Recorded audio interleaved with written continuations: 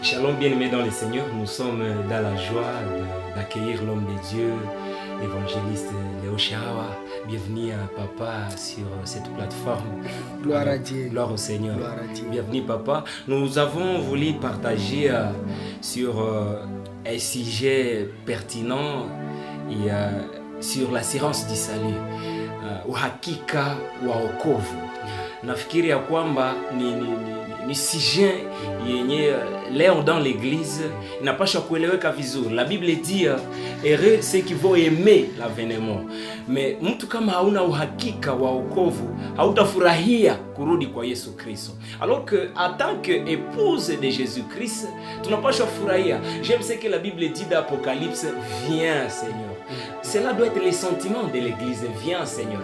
Mais est-ce que c'est les sentiments de mon frère? C'est mon sentiment, c'est votre sentiment. Nous voulons par l'aide du Saint-Esprit tâcher de donner quelque chose avec l'homme de Dieu. Bienvenue Papa. En fait, mon frère fiston, que Dieu vous bénisse dans ce grand ministère et je bénis l'Éternel pour ce grand thème. L'assurance du salut, c'est un thème mal décortiqué dans les églises, dans les ministères. Mais écoute, dans 1 Jean chapitre 5, verset 13, la Bible déclare: je vous ai écrit ces choses afin que vous sachiez que vous avez la vie éternelle, vous qui croyez au nom du Fils de Dieu. Amen. Dès que vous croyez au Fils de Dieu, vous avez la vie éternelle. Nous n'aurons pas la vie éternelle dans l'au-delà. Nous avons d'abord la vie éternelle dès que nous croyons à Jésus-Christ ici sur terre. Amen. Donc à l'heure où je vous parle, vous avez déjà la vie éternelle à vous. Amen. Car c'est Jésus-Christ qui est la vie éternelle. Amen. Et je vous assure, chaque chrétien désire avoir l'assurance du salut. Chacun. Si tu vas voyager, tu veux qu'on te confirme que demain à 10h ou demain à telle heure tu vas partir, tu vas quitter Addis Abeba, tu vas aller à Kinshasa ou tel part. Pourquoi tu as besoin de l'assurance du salut? Et donc dans Philippiens chapitre 1 verset 23, vous allez constater que quiconque qui croit qu'il a Jésus-Christ à lui, il doit avoir l'assurance que même si Christ vient, comme Apocalypse l'a dit, il va partir avec. Écoute, le but de l'apôtre Jean lorsqu'il écrit sa première lettre est de permettre au peuple de Dieu d'avoir cette assurance. Dans 1 Jean chapitre 5 verset 13, permettre aux gens d'avoir l'assurance. Il faut que tu aies l'assurance. Bon, laisse-moi te poser une petite question, fiston, et tous les autres. Est-ce que pour te poser la question ici et maintenant, on te dit, et tu es garçon, peux-tu aller aux toilettes et dire que non, attends, moi je vais d'abord vérifier? Je pense que ce n'est pas une question de réflexion. Ce n'est pas une question de réflexion. Évidemment. Tu sais que tu es garçon, tu sais que tu es une fille. Exact. Il y a des signes sur toi Exact. qui montrent que tu es garçon, que tu es fille. C'est comme ça que la vie est. Mtu ambaye kuna assurance ya sali. Il y a des signes qui accompagnent une vie. Amen. J'étais et je suis. Amen. Une nouvelle vie qui commence. Mais si tu n'as pas une nouvelle vie, tu ne peux pas avoir l'assurance. Tu étais malade, mais tu es guéri. Pourquoi ne pas dire que je suis guéri? Tu étais aveugle de naissance, mais Christ vient de toucher tes yeux. Il vient de te sauver, il vient de te guérir. Et dans Jean chapitre 9, verset 1er, un homme qui était né aveugle de naissance. Et les disciples posent la question: Père, qui a péché pour que l'homme ou ses parents, pour qu'ils soient nés aveugles? Mais quand Jésus toucha l'aveugle, il l'a vu. L'aveugle a dit quoi? Moi, j'étais aveugle, mais je vis. Il a l'assurance qu'il était aveugle, mais il a vu. Et moi et toi, nous devons avoir cette assurance. Vous savez, nous avons l'assurance de la vie éternelle si nous croyons au nom du Fils de Dieu. Il n'y a pas de vie éternelle ni d'assurance du salut. Ça, une foi sincère à Jésus-Christ. Nous devons avoir la foi sincère à Jésus-Christ. Deuxièmement, nous avons... Mais avant cela, Papa, oui. j'ai beaucoup aimé ce que vous avez dit, quand vous avez parlé de marques, de signes. Oui.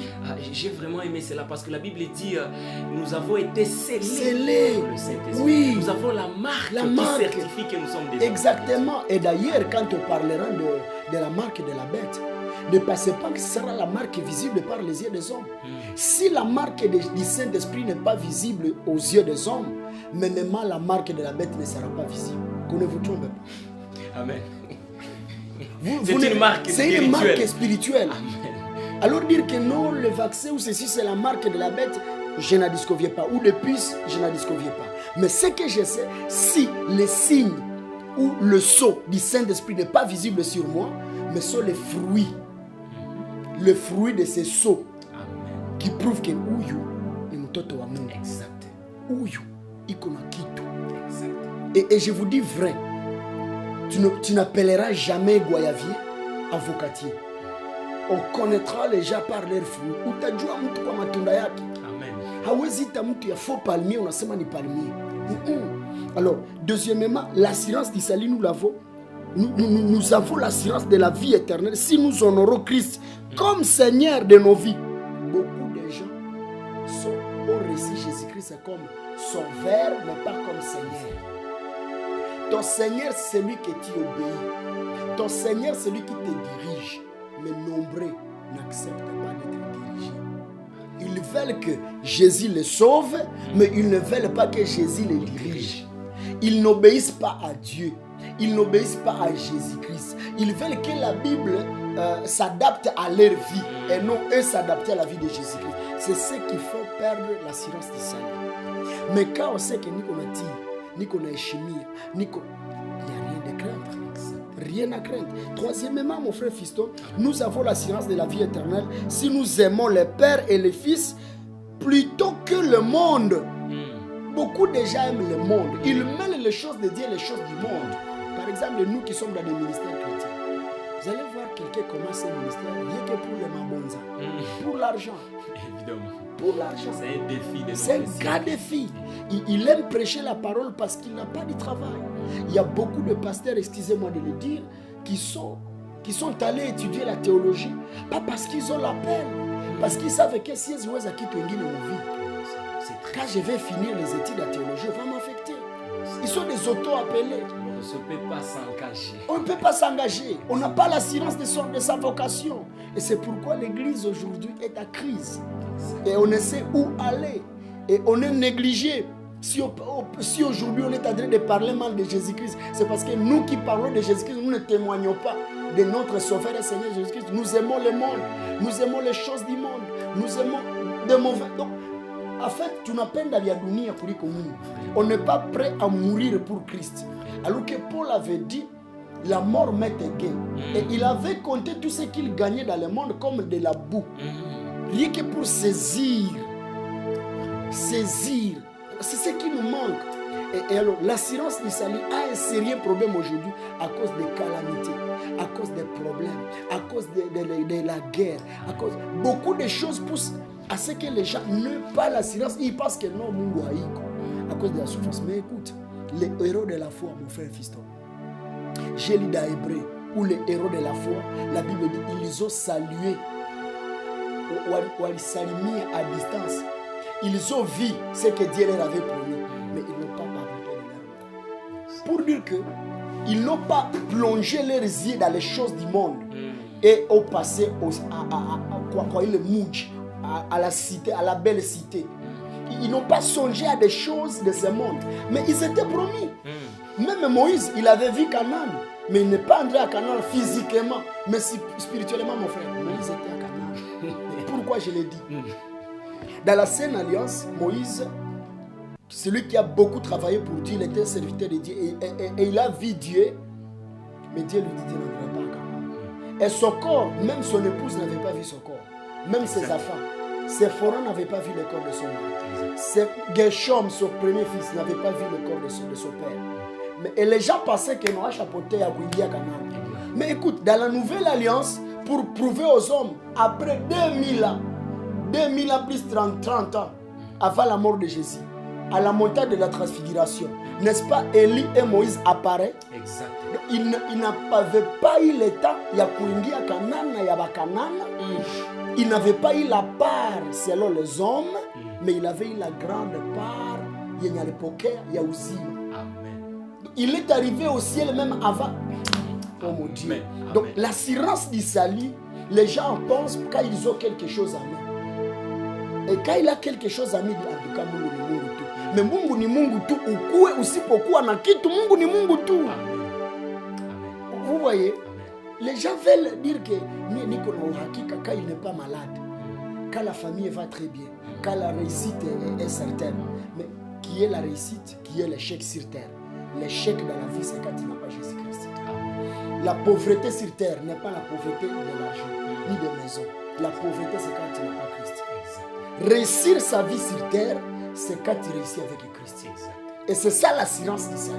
Quand tu as l'assurance, Dieu passe partout. Rien ni personne ne peut te bloquer parce que nous sommes vivants. C'est ce que dit Jean chapitre 3 verset 6. Qui peut arrêter les vents? Qui? Personne. N'est-ce pas les vents prennent la direction qu'elles veulent? Exact. C'est ça. Exact. Papa, j'ai beaucoup aimé, vous avez parlé du monde. Parfois nous perdons l'assurance parce que nous avons aimé le monde. Oui. Et le Seigneur a dit, si vous aimez le monde, l'amour du Père n'est point à vous. Et puis vous devenez ennemi de Dieu. Exact. Ennemi de Dieu. Et qui peut résister Dieu? Si tu deviens ennemi de Dieu, à cause de l'amour de son nom. Oui, nous voulons nous habiller, nous voulons bien manger, nous voulons des voitures, nous voulons tout. Mais il nous dit dans Matthieu chapitre 6, 33, il dit, recherchez d'abord le royaume de Dieu et sa justice, et toute chose vous sera donnée ensuite. Donc, nous devons d'abord le royaume de Dieu, sa justice et toutes choses. Même si nous n'avons pas ces toutes les choses-là, mais nous avons la plus grande des choses. L'assurance du salut. Et nous vivons éternellement auprès de lui. C'est ça. Et le Seigneur a dit, si Dieu vous a donné son fils, qu'est-ce qu'il refusera de vous donner? Il donnera toutes choses avec lui. Et c'est toutes choses que je les déclare encore. Tu peux manquer le mariage, tu peux manquer les diplômes, mais ce n'est pas les toutes choses que Dieu a dit. Les toutes choses qui englobent tous, c'est Jésus-Christ. Et c'est lui qui a créé tout. Amen. Il lui manque quoi? Il est tout. Il est tout. Amen. Il est tout. C'est donc notre besoin. Il est notre besoin. Mon cher, c'est lui l'urgence. Amen. Qu'est-ce qui peut combler la joie de l'homme? La maison, la dot, le mariage, docteur à droit, le diplôme. Quoi? Qu'est-ce qui peut combler la joie de l'homme? Rien de tout ça. Ce sont des femmes, des belles filles, des jolies filles, brunes, à grands signes. Voilà pourquoi Salomon a dit vanité. Parce que lui, il a eu tout cela. Il a eu tout cela, oui, il a dit vanité de vanité. Même s'il n'avait pas eu tout ça, il le dirait. Amen. Il le dirait. Parce que c'est vanité. Même, je vous dis bien, avant même que Salomon le dise, Dieu l'avait déjà dit. Parce qu'avant qu'à l'église, si ton pasteur te dit que tu es béni, et tu dis Amen dans l'église, sache que même avant que tu n'arrives pas à la maison, la Bible avait déjà dit que tu es béni. Amen. Amen. Il a juste déclaré. Il a déclaré ce qui est déjà dit. Amen. Ici sur terre, personne ne fait pas de nouveau. Il n'y a pas de nouveau, papa. Exact. Et même ceux qui ont été inspirés, ils n'avaient pas écrit leur passé. C'est Dieu qui leur avait dit ça.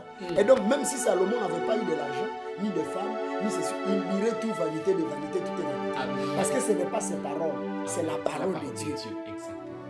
Amen. Amen. Papa, vous avez parlé de la foi. Oui. Parfois, nous perdons l'assurance parce que nous ne vivons pas par la foi.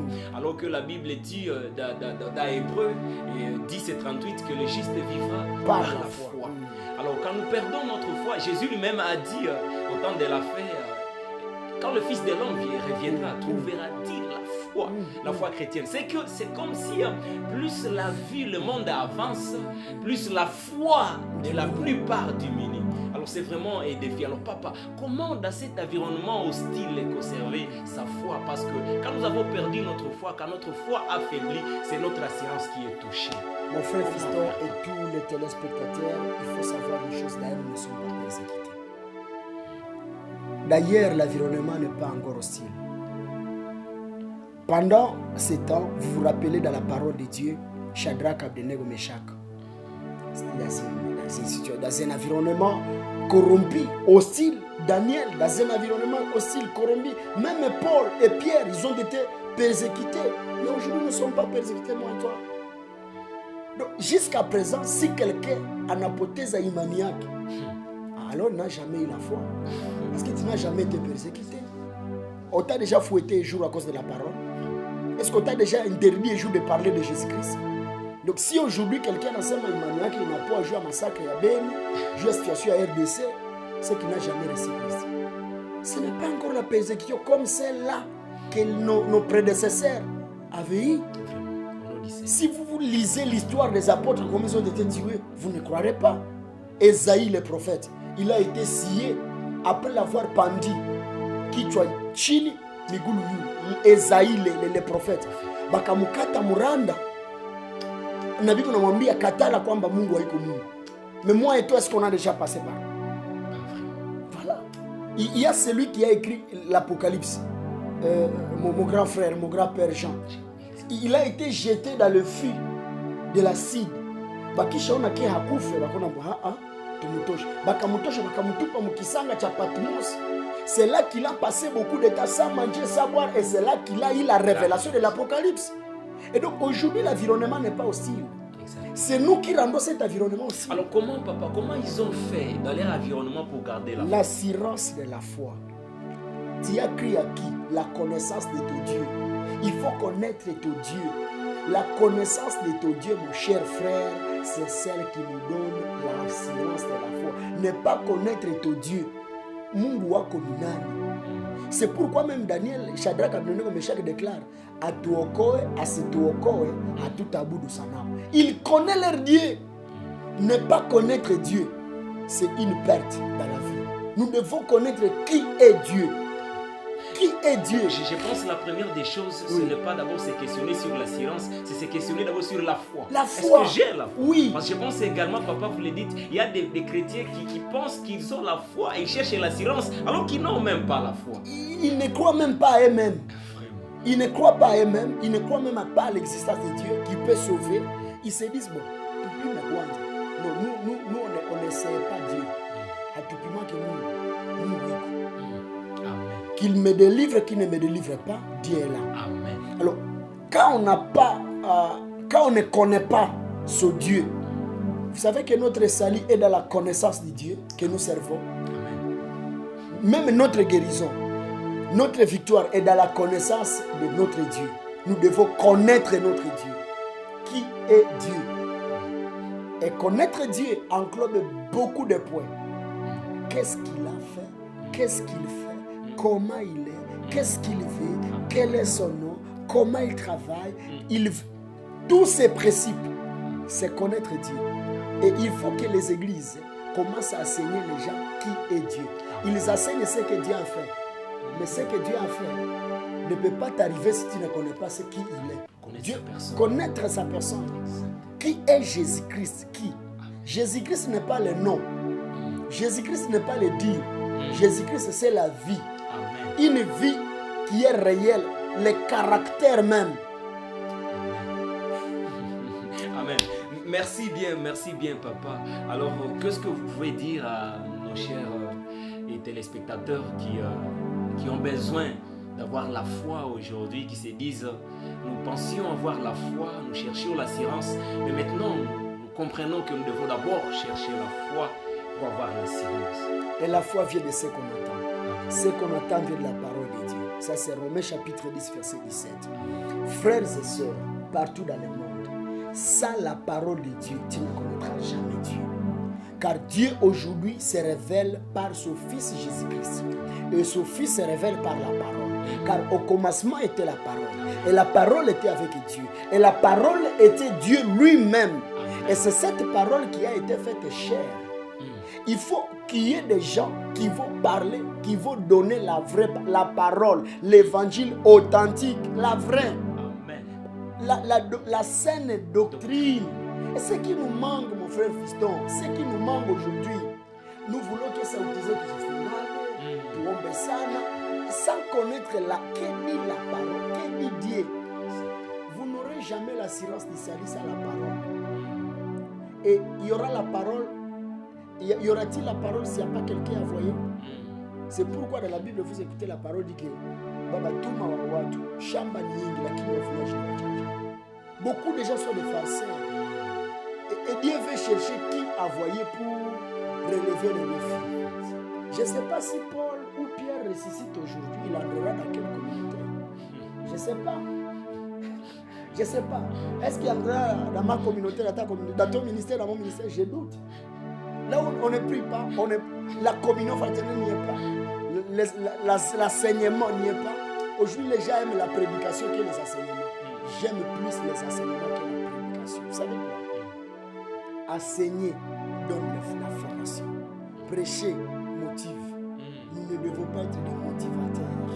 Nous devons être des enseignants pour créer une base. Les fondements. C'est ça. La connaissance. La connaissance. Connaître son Dieu. Qui est Dieu? Qu'est-ce qu'il fait? Qu'est-ce qu'il a fait? Qui est-il? Connaître son Dieu. Connaître son Dieu peut laisser que parce que tu sais qui, avec qui tu es. Exact. Mais quand on sait qu'on est de la famille de l'acteur, on a peur de personne. Évidemment. Là, tu vois qu'il y a un film à Hong Bak et que l'acteur c'est mon frère. C'est une chose, je vais appeler l'acteur à te taper. Parce que je connais. Voilà pourquoi l'apôtre il peut même me faire disparaître. Voilà pourquoi l'apôtre dit, si Dieu est pour nous. Qui sera contre nous? Qui? Alors il y a aussi le contraire. Si Dieu est pour nous, qui sera contre nous? Mais aussi, si Dieu est contre nous, qui sera pour nous? Oh Seigneur. Il faut compter beaucoup sur ça. Oh Seigneur. Si Dieu est pour nous, qui sera contre nous? Mais si Dieu est contre nous, qui sera pour nous? Parce que si Dieu est contre toi, donc le monde entier est contre toi. Parce que même si tous les présidents du monde sont pour toi et que Dieu est contre toi, aucun président, aucune puissance au monde ne peut t'aider si Dieu n'est pas là. Aucun militaire. Tu peux être reconnu de l'ANR, la police, la FARDC, toute l'armée. Tu as des connaissances, tu peux appeler n'importe qui. Mais écoute, tu peux appeler le commandant pendant que lui-même est sous verrou. Parce que Dieu, il est le seul commandateur du monde. Amen. C'est lui qui détient les télécommandes de ce monde. Alors si tous les commandants, si toute la FARDC, si toute la police, si toute l'ANR est contre moi, mais si Dieu est pour moi, ça va. Parce que même si je meurs, ce n'est pas moi. C'est le corps qui retourne. Parce que la terre, c'est nos collègues. La terre, ce sont des pièces de rechange. Exact. Et donc, même si tu me retournes à la poussière, ce n'est pas moi. Parce que je ne mourrai pas, je vivrai. Amen. Je raconterai les œuvres de l'Éternel. Yes. Et donc, je n'ai pas peur de personne. Et c'est pourquoi dans Luc chapitre 12, verset 4, la Bible déclare, n'ayez pas peur de quelqu'un qui peut tuer le corps, ça tue le cœur. Ça tue l'esprit. Mais ayez peur, craindre celui qui a la capacité, la possibilité de tuer le corps et le cœur. Et c'est Jésus-Christ. Amen. Donc, qu'importe la situation de la RDC, qu'importe la situation du Rwanda, de l'Ouganda, qu'importe la situation de ton pays, sache une chose, ayez l'assurance. Même si tu mourrais, tu ne meurs pas. Tu vas auprès du Seigneur. Amen. Et auprès du Seigneur, il y a la paix, la joie, la bénignité. Tout est là. Amen. Là, il n'y aura pas de pleurs, ni de graissement de dents. Là, il y a la joie, il y a la paix, il y a la... Donc, moi, je ne sais pas si nous branchons sur cette terre, pourquoi. Le problème, c'est que nous n'avons pas la révélation de cette vie que nous avons. C'est que nous ne comprenons pas en fait ce que nous avons reçu. Vous savez, tous les philosophes, presque la majorité, qui étaient d'ailleurs des athées, si vous lisez leurs dernières paroles, vous allez regretter. Beaucoup ont regretté comment ils ont passé le temps là. Ils croient qu'il y a l'affaire. Ils croient qu'il y a aussi deux parties, le ciel et l'affaire. Ils savent ça. Même les athées, ils savent. Malheureusement, nombreux sont morts. Et à la fin de leur vie, ils ont regretté comment ils ont perdu beaucoup de gens dans leur philosophie. La philosophie ne sauve pas. Amen. Qu'importe, même la coutume ne sauve pas. Amen. La tradition ne sauve pas, mais c'est l'alliance. Nous ne sommes pas des affaires de la coutume, nous sommes des affaires de l'alliance. Amen.